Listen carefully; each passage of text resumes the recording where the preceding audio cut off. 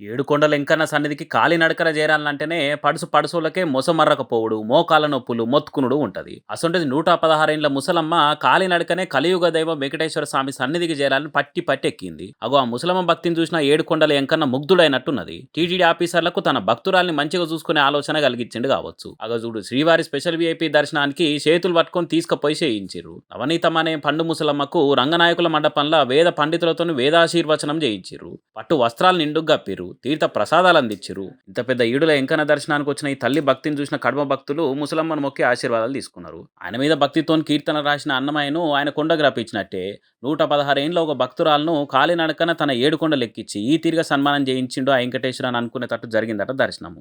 ఇక ఆమె జీవితకాలంలో ఒక్కసారైనా ఏడుకొండల ఎంకన్న సన్నిధికి మెట్లెక్కిపోవాలనుకున్నదట నవనీతమ్మ. మరి ఇన్నేళ్ళు ఎందుకు ఆగిందో ఏమో గానీ 116 ఏండ్ల నవనీతమ్మ నడిచిన వీడియో వైరల్ అయ్యే వరకు ఇగో ఇంతటి సకల సౌలతులు వీఐపీ ఏర్పాట్లు జరిగినాయి. దీంతో నా జీవితం ధన్యమైంది అనుకున్నది కావచ్చు నవనీతమ్మ. అందుకే అమ్మని చూసి భక్తి అంటే గిట్లుండాలని కామెంట్లు పెడుతున్నారు సోషల్ మీడియా పబ్లిక్. మరి మీకేమనిపించిందో కింద రాయరుగా.